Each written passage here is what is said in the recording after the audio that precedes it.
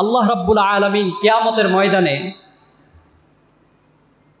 সূরা নিসার মধ্যে আসছে, ওয়ামা লাকুম লা তুকাতিলুনা ফি সাবিলিল্লাহ, তোমাদের কি হলো তোমরা আল্লাহর রাস্তায় জিহাদ করছো না। ওয়ামা লাকুম লা তুকাতিলুনা ফি সাবিলিল্লাহ ওয়াল মুস্তাদআফিনা মিনার রিজালি ওয়ান নিসা, অথচ গাজায় আমার নারী শিশুরা, অসহায় ছোট ছোট বাচ্চারা তারা আর্তনাদ করছে। কি বলে আর্তনাদ করছে জানেন? রব্বানা আখরিজনা মিন হাদিহিল ক্বরিয়াতি যালিমি আহলুহা, ওগো আল্লাহ, আপনি আমাদেরকে এই জনপদ থেকে বের করুন। এটাই তো বলতেছে তারা, রব্বানা আখরিজনা মিন হাদিহিল ক্বরিয়াতি যালিমি আহলুহা, আয় আল্লাহ, আপনি আমাদেরকে এই জনপদ থেকে বের করে দিন। কারণ এই জনপদের মানুষগুলো হলো জালেম, এরা আমাদের উপর নির্বিচারভাবে গুলি করছে, হত্যা করছে। না হয় আল্লাহ একটা কাজ করুন, ওয়াজআল লানা মিন লাদুনকা ওয়ালিয়্যা, আপনি আমাদের জন্য এই জনপদে প্রতিনিধি, একজন অভিভাবক পাঠান, নিযুক্ত করুন। ওয়াজআল লানা মিন লাদুনকা নাসীরা, আপনি আমাদের জন্য একজন সাহায্যকারী পাঠান আল্লাহ। 57টি মুসলিম রাষ্ট্র আমাদের জন্য কিছুই করতে পারেনি, একমাত্র ছোট একটা ইসরায়েল এই বসতিকে পুরো পশ্চিমারা যেইভাবে তারা সহযোগিতা করছে, শুধুমাত্র আমেরিকায় $1700 কোটি তারা যদি সহযোগিতা করতে পারে এক বছরে, কিন্তু সারা বিশ্বের মুসলমানগুলো শুধু চেয়ে দেখছে। আমরা পাঠাই খাবার, আরে খাবার পাঠাবো তো, খাবার পাঠালে কিছুক্ষণ পর তো সে খাবার খেয়ে কিছুক্ষণ পর বোম মেরে ফেলবে। আমরা পাঠাবো অস্ত্র, আমরা পাঠাবো সৈনিক। একটি কথা মনে রাখবেন, আল্লাহ রাব্বুল আলামিন পবিত্র কোরআনের মধ্যে ঘোষণা দিয়েছেন,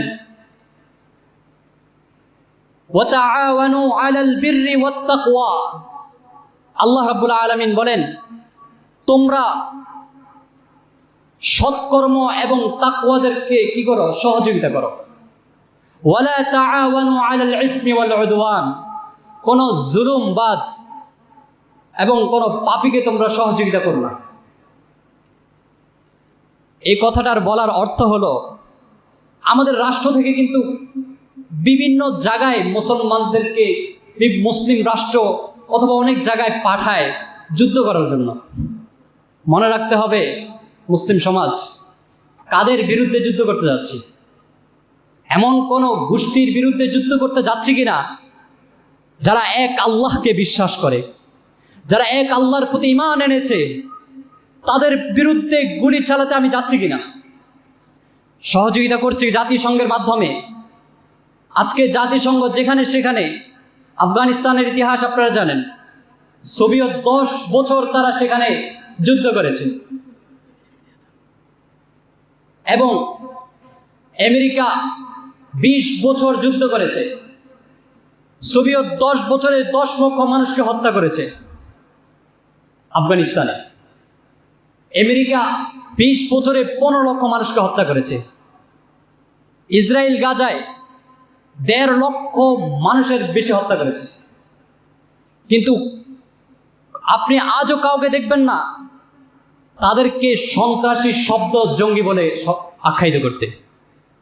অথচ যেখানেই কোনো মুসলিম যদি আল্লাহ রসুলের সুন্নাহ টুপি পাগড়ি পরে যদি কোনো জালেমের বিরুদ্ধে দাঁড়ায়, সাথে সাথে তারা জঙ্গি বলে। অথচ মুসলমান আমরা জাতি ভাই, আমাদের এই রাষ্ট্রের অনেক মুসলমান এমন আছে হুজুরদেরকে জঙ্গি বলে। মনে রাখবেন, কিয়ামতের ময়দানে আপনাকে দাঁড়াতে হবে। এই দুনিয়া স্থায়ী নয়, আমাকে আপনাকে মৃত্যুবরণ করতেই হবে। ইযা জা আজালুহুম, যখন আপনার সময় চলে আসবে, লা ইস্তাখিরুনা আস-সাআতা ওয়া লা ইস্তাকদিমুন, একটা মুহূর্ত আপনার জন্য অপেক্ষা করবে না, একটা মুহূর্ত আপনার জন্য বিলম্ব করবে না। কথা কোন ঠিক কিনা? সেই দিনের কথা স্মরণ করুন, যখন ফিলিস্তিনের গাজার মুসলমানরা আপনার বিরুদ্ধে সাক্ষ্য দিবে, তখন কোথায় যাব? জবাব দেওয়ার মতো কোনো কিছু আছে? মুহতারাম হাজরিন, এমন এক মুহূর্ত, বিভীষিকাময় মুহূর্তের জন্য প্রস্তুত থাকুন। আল্লাহ বলেন, ইয়াউমা ইয়াফিরুল মারউ মিন আখি, সব কিছুর সন্তান স্ত্রীর জন্য করছি। সেদিন আল্লাহ বলেন, লিকুল্লি ইমরিইম মিনহুম ইয়াউমাইযিন শা'নুন ইউগনি, সেই দিন একেবারে সবাই নিজেদেরকে নিয়ে ফিকির করবে, আপনাকে নিয়ে ফিকির করবে না। মুহতারাম হাজরিন, আমরা নিজেদেরকে বুঝি, আমাদের দিলের মধ্যে সেই মুসআব ইবনে উমাইরকেই লালিত করি, আমাদের দিলের মধ্যেই সেই ইয়াহিয়া সিনওয়ারের মতো ব্যক্তিদেরকে লালিত করি।